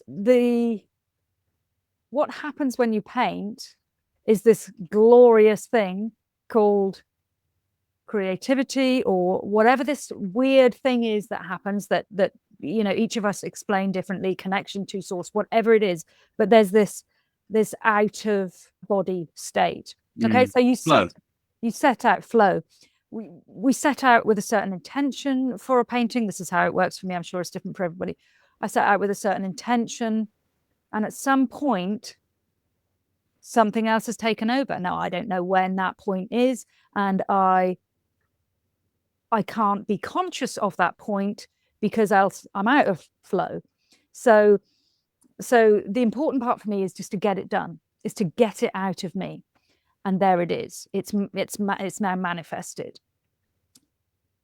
That was the thing for me. If for you, it's a side saddle lady with 2 foxes going hunting for whoever, people, I don't know. It's exactly what you want it to be, because it's moving on, it's moving into a different life. So that's my thing about paintings. I don't get possessive over the meaning. This is birds bring ideas. So this is a Jungian sort of philosophy about birds bringing ideas. And I had this time where I'd be doing something. What is hold on. What is the Jungian philosophy of what did Carl Jung say about birds bringing ideas? Because not everyone knows. I don't know anything more than birds bring ideas. Okay. It's been a long time since You're not like a deep Jungian. No, I'm not. Okay. No, I was lucky enough to grow up with some very deep, looking. Jungian people, and I said, this weird thing keeps happening to me. I'm like, I'm doing something. I don't know. I'll make the bed or bend over to show my shoot list, and I get this sensation of this bird swooping down over me, just like whoosh, over the top of me, and he just turned around and said, well, you know what Carl said, birds bring ideas. And maybe it was the fact that the birds were bringing the ideas, but I wasn't seeing them. And if you're a creative person, and I think everybody's creative. Sure. I do not believe that there is this thing. Oh, I don't have a creative bone in my body. Right, but some yes, you people do. nurture it and others don't. Yeah. Yeah, and not only that, it's not.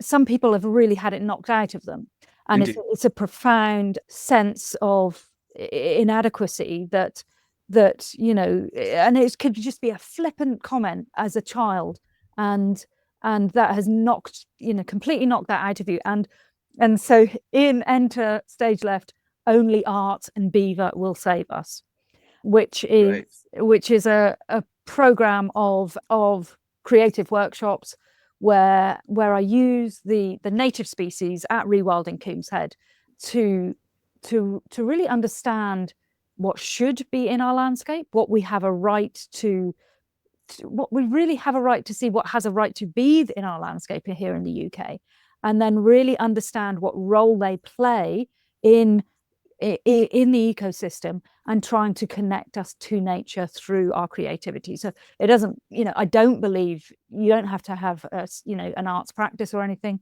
You just want to be driven to have a nature connection. And so, talking about your various people coming on with lots of different hats on, I'm 55 years old now, so you've got to have acquired a few whatever experiences, and then trying and then weaving those different experiences through to then create something that hopefully then does some good is something that's very interesting to me. And I, some people think, maybe they say I'm an idealist, and I want to be an idealist, okay? Because if I'm not an idealist, what am I? I'm like, oh, this is okayist, or this is absolutely shit. I think I know what we are if we're not idealists. Bored. Yeah. So I want to see this. Yes. I want to see this better world, because it is so within our grasp. And this is why I'm not actually a rewilder, or yes, sometimes I'm a rewilder. Parts of my land, you could say, was rewilded, but actually I'm blurring the lines all the time, because land the whole thing is a very dynamic thing, and we have to allow it to move. We have to allow our rivers to move across the floodplains. The trees have to be able to, be in a procession across the landscape. So yeah, weaving all that through to make some sort of living is what I spend all my days doing. And that's brilliant. It sounds what it sounds to me like. There's a couple of images sprang to mind. We talked at the beginning of this conversation a little bit, or at least I did, about the sort of anti-artistic, anti-intellectual side of both, say, the farming population and also the urban population that doesn't like the farming population. That two sets of grumps grumping at each other from either side of a perceived divide, which of course is completely illusory anyway. But what they're essentially arguing about is, even if they don't know they're arguing about it, is the nature of happiness and nature and access to it. When I was working with the initial group of San Bushmen hunter-gatherers in South Africa, which got me drawn into my human rights thing, and I got drawn into that because I turned out to be related to them. And I could go into that whole story. I wrote a book about it called The Healing Land. He said, plugging his book, The Healing Land, available in all good books.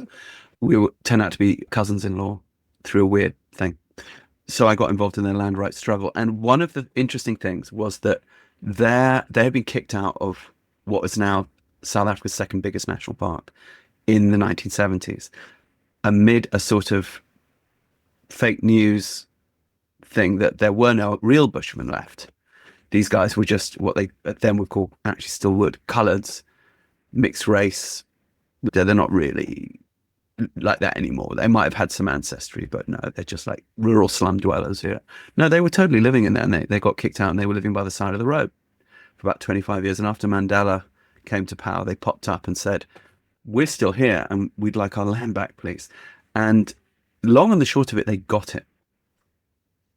And so I've been involved in 3 big land rights struggles in my life. One with the Cree against Hydro-Quebec. It's where I've eaten a lot of beaver, I have to say that. And jolly good it tastes too. With the honey bushmen in South Africa, and with the Kwe and Lung bushmen in Central Kalahari Game Reserve, which came after that. In each case, they won, and they won against all odds. Hydro-Quebec, one of the biggest power companies in the world, they won. De Beers Diamonds, which is basically what they were up against, in Botswana, they won.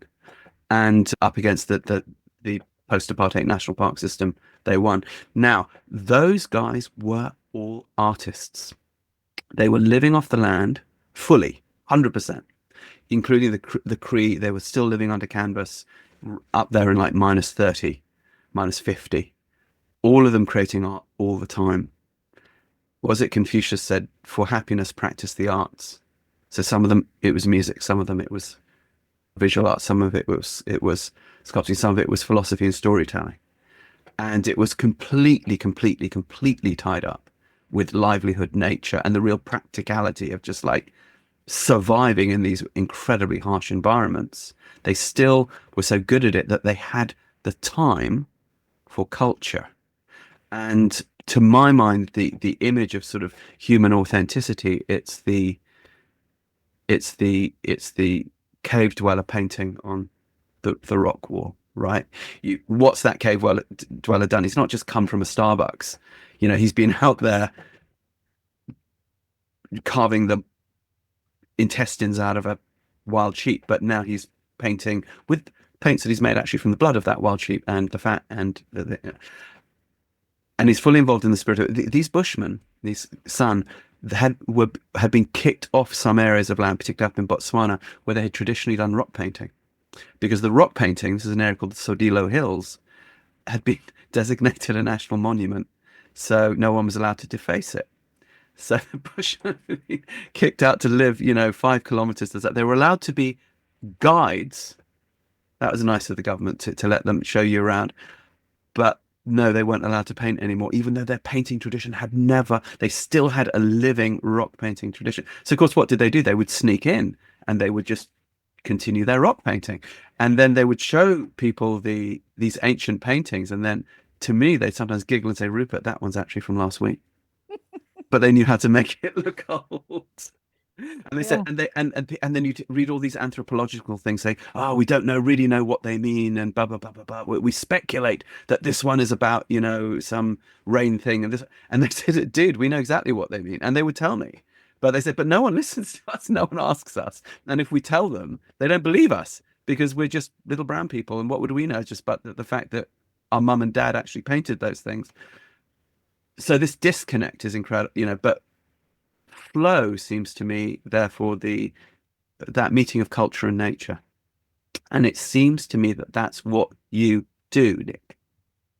And if you have something to impart to the world, whichever hat that you're wearing, I could encounter you as a regenerative farming person, and you could be showing me how to, have my livestock better so that my land can be healthier, or you could be helping me rewild, because I know that you guys were involved in a beaver reintroduction on some land that actually a friend of mine has down in Cornwall, and or you could be involved in, water stuff, or I could encounter you as an artist, and in each, or as a horsewoman, and in each of those things, you'd be authentically, you could say, yeah, I'm wearing that hat today. But in each of those things, what would I be encountering? I'd be encountering a person who self-actualized through this melding of culture and nature. And that you, by doing it, would be showing me, hey, Rue, it's possible to do this. It's possible to be in this flow state. Would you like to do it too? Because it makes humans happy to do this. And that seems to me a great contribution to the world. You may not see yourself that way, but I could say that through this conversation, what I would take away is also the happiness of applying my imagination to the landscape and entering into an interaction with the landscape that involves the imagination, and then seeing where that leads. And that seems to be quality of life. What do you think to that? And if you agree with that, how do we make that more possible for more folk? You're absolutely right about quality of life. So for me, I value time more than money. I don't have a particularly good, I'm not very driven to make money in that if I've got enough money to do the things I want to do and look after this place in the way I want to look after it, then I'm happy. What I value more than anything is being able to go. I'll say to my partner here, I'm going out to stare at things, because I'm not, maybe I've been hours on the computer or whatever, and actually being out there is no time wasted with your feet on the ground, is what I would say. Moving in the landscape as a human being, part of it. Just moving, literally staring at stuff. You see stuff that you just, like yesterday, one thing I locked onto this when I was going into little corners of this place to hitch up fences where you wouldn't normally go, because it's a pain to get in there, to hook up fences for, to move livestock. And I noticed that we had this particular beetle that I'd never seen, hadn't clocked before.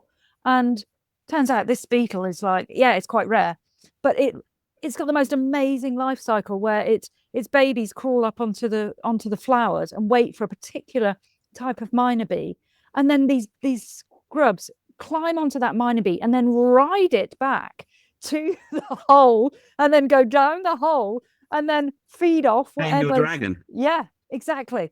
So these things are happening out there, and I suppose what is the ultimate feeling for me is to feel connected to it. It is all connected. Everything, the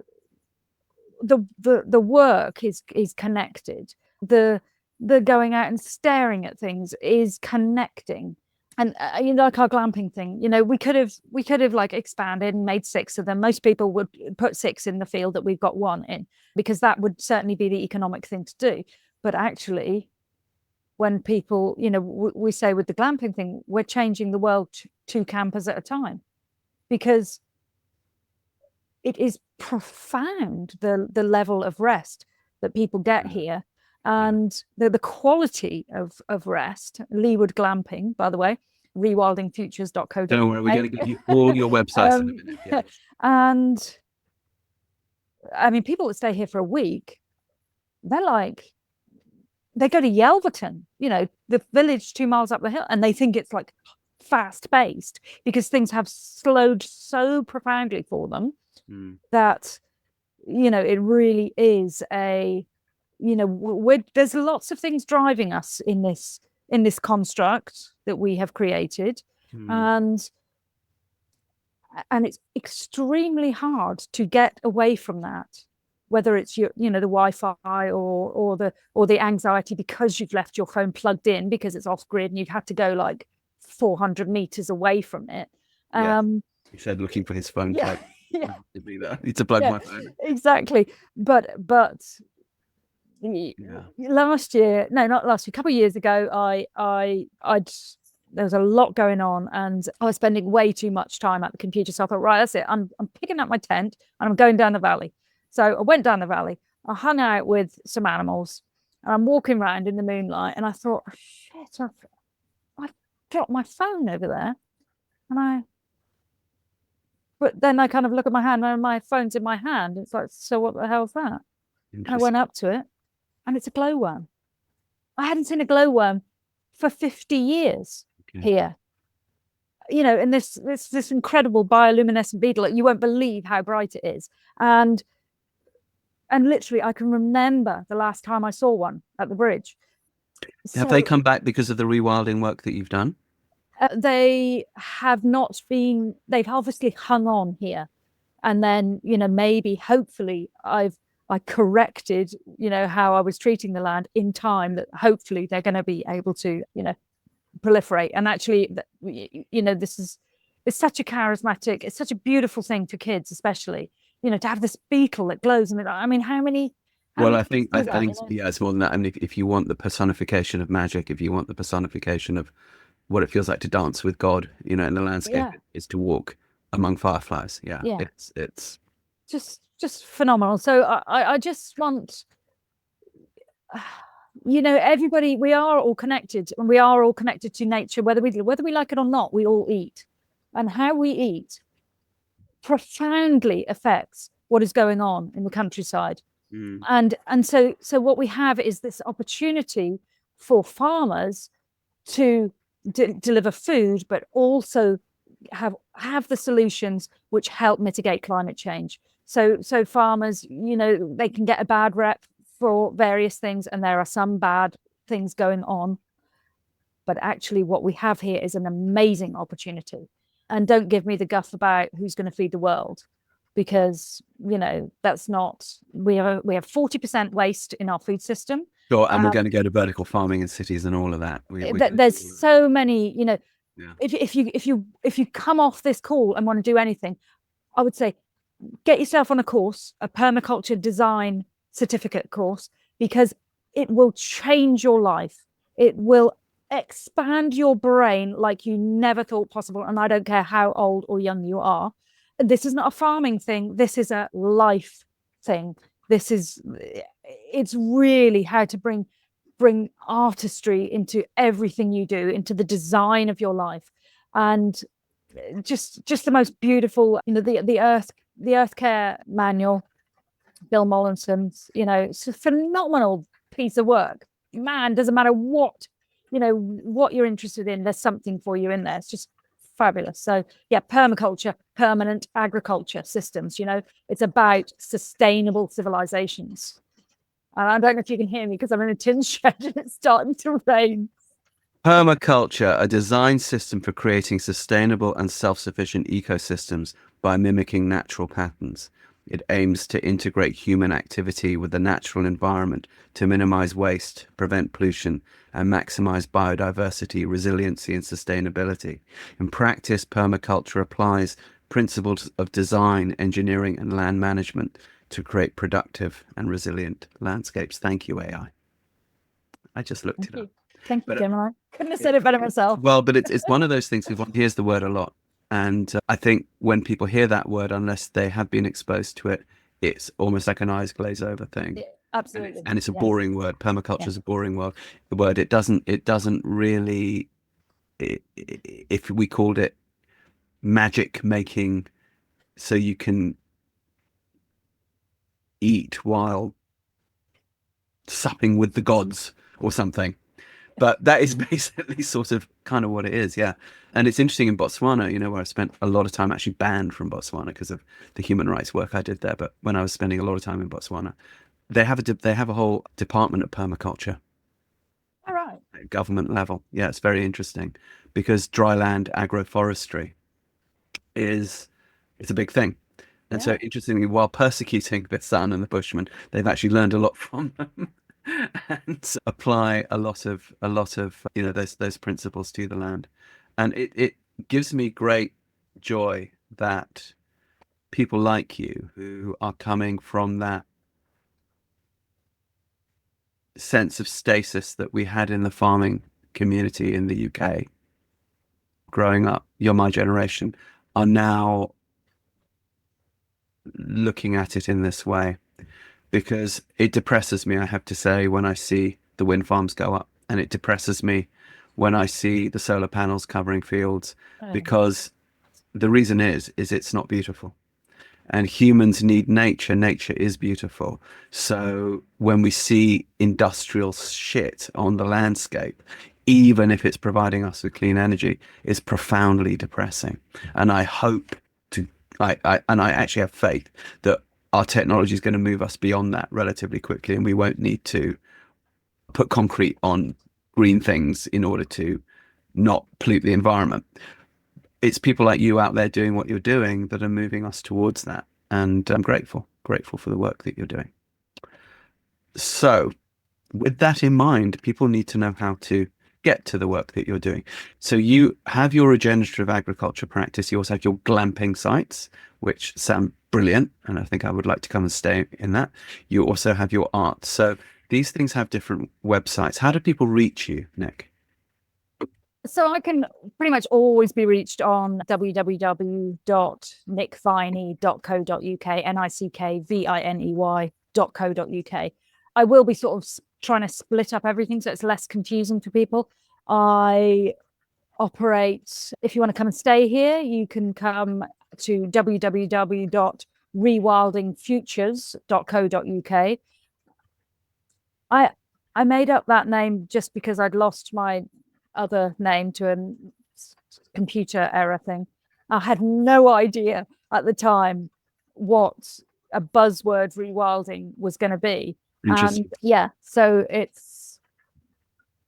and I'm only part rewilder anyway. So Rewilding Futures, and it's really about giving people the opportunity to have a different aesthetic, try and scratch their head and wonder, why is she letting so many brambles grow?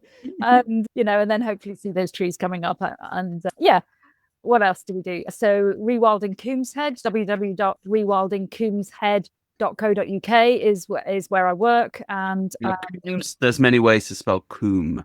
So how are we spelling coombe in this? So Rewilding Coombs Head, COONBESHEAD.co.uk. And there you can do beaver watches, and we run, chortle. You can stay in the shepherd's huts. Obviously, no shepherds left. We've got shepherd's huts. You can come to our conferences. So, for example, we've got a conference, a kind of a rolling theme called If Not Now, When? And this year is If Not Now, When? See Beyond. And we're following the water from the uplands, so from the peat bogs, and we're following that water down and out to sea, and we're talking to experts about all the critters. When is this conference? And this conference is July the 25th, 26th and 27th in Devon. And if you... At yours? In Devon at Derek Gow's Rewilding Coombs Head. Okay. Yeah, I've sort of converted his barns into a conference centre. We call it the Strawdatorium. Gosh, I'd like to get to that. Yeah, and the most phenomenal speakers come every year. We have the most, Who have you got this year? We have John Lister Kay, Charlie Burrell, and these guys have been so generous. They've come every year to listeners might not know, this goes across the English speaking world. Who are these people? Okay, so John Lister Kay formed AGAS Field Centre, one of the first field centres up in the Highlands of Scotland, up in Inverness, and is absolutely one of the original nature conservation guys. And it's like having this comedian in the place. He is the most fantastic stand-up comedian. He's just brilliant. But all in nature recovery. John Lister K. Sir John Lister K. Yeah. K-A-Y. K-A-Y-E. E. And then Sir Charlie Burrell, so of the great Knepp estate. So we've got Knepp Estate in Sussex. Yes, and so that's with a K, K-N-E-P-P. Just again, for listeners who don't know what that is, we talked about where they've got the bison, the European bison coming back in Kent, of all places. But Sussex, which is another place that's actually very close to London, but also oddly wild, there's a massive estate down there where they turned it back to the wild. And the Knepp, K-N-E-P-P, it's sort of a thing in the UK, but outside the UK it may not be known. Yeah. Yeah, so it was a big farm, a big estate, 3,500 acres, and it was a very uneconomic farm anyway. So they turned it back to nature, and really, so this is Sir Charlie Burrell and his wife Isabella Tree, and Isabella Tree wrote a book called Wilding, which I would recommend everybody reads. It has touched so many people, and it will help. She so eloquently describes the struggle of a lot of really what we've been talking about here, that conflicts between rewilding and conventional agriculture, and really how we're going to segue through that, and they've lived that experience. Really recommend that book. Where can people find your art? Well, my art so it's through the website. Which website? nickviney.co.uk. Okay. And I'm really rubbish at getting new stuff up there. So what I tend to do is apparently nothing for 2 years until I've got a big enough body of work, and then maybe we do an open studios, or maybe I spend a week trying to get everything onto the website. But it's much better off contacting me direct, and then I'll just walk around the studio with a webcam and say, do you like any of this? And come and stay. Well, I presume you also do commissions too, if somebody wanted something painted. I do commissions. I did used to do a lot of commissions. I'm a little bit, what would I say? I don't like to compromise when it comes to my creativity, and I like to put my own stamp on stuff. But if somebody comes to you with an idea that tickles you, you do it. Absolutely. And really the paint the world a better place is all commission in a sense. What I describe is, so say I go to a conference and they have a particular problem and they're trying to describe a transition between where we are now and where we want to be. As soon as I understand that problem, then I can paint that transition. That's and that can be, you can have this is where we are now and this is where we end up on the same painting, or we can go together through this is where we are now, and then layer it up into something. Well, people bring you as a sort of consultant to do that.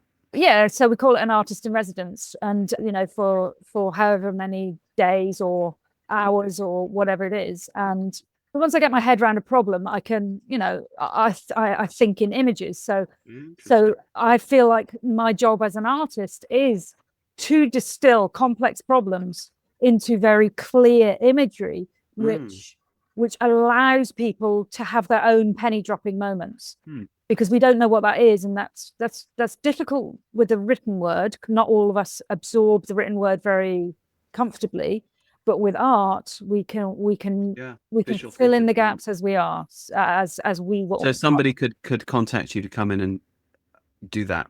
Yeah, absolutely. That's really what I'm leaning into now. Is I feel like it's a sort of a science communicator, but yeah, I really want to bring the art and the show into it. Yeah.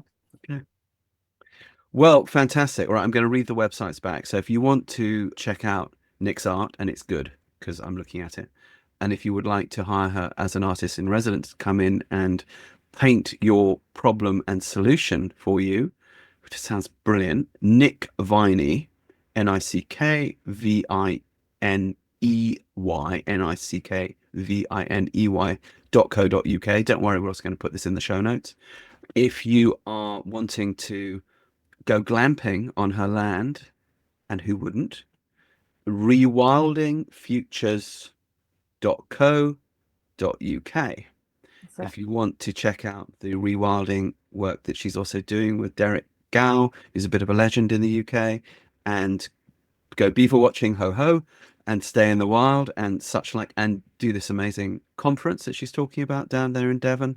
Rewilding Coombs Head, Coombes, Coombe being a narrow, shallow upland valley bowl thing in Old English. rewildingcoomeshead.co.uk, and the theme is If Not Now, When? July 25th 5th to 27th. 25th to 27th, Yeah. got it, of this year 2025. And if you come across this podcast not in 2025, well, I presume there's going to be one next year and the year after, and you can contact Nick. Nick, it's been brilliant. Rob, really enjoyed this, Rupert. Yeah. Thank you for taking us on this self-actualization journey. I've learned a lot. Inspiring. All right. Great. Yeah, and hopefully see you in the Southwest. I hope you enjoyed today's conversation as much as I did. If you did, please help us to make more. Please like, subscribe, tell a friend, give us a thumbs up. If you'd like to support us on Patreon, please go to my website, rupertisaacson.com. And if you'd like to find out about our certification courses with autism, education, horsemanship, everyday shamanism, there's a whole range of cool stuff. Putting a show together like this is not an easy task. If you'd like to support us, please consider going to our Patreon page and showing us some love there. Even the smallest donation, it really helps us to keep the good content coming. So go to rupertisaacson.com and click on the Patreon link. Not to mention our excellent merch. Please go to our shop and check out some of our really cool rock and roll themed merch, t-shirts, hoodies, all that sort of thing. rupertisaacson.com, it's all there. I can't wait for our next guest and also to meet you there. In the meantime, remember, live free, ride free.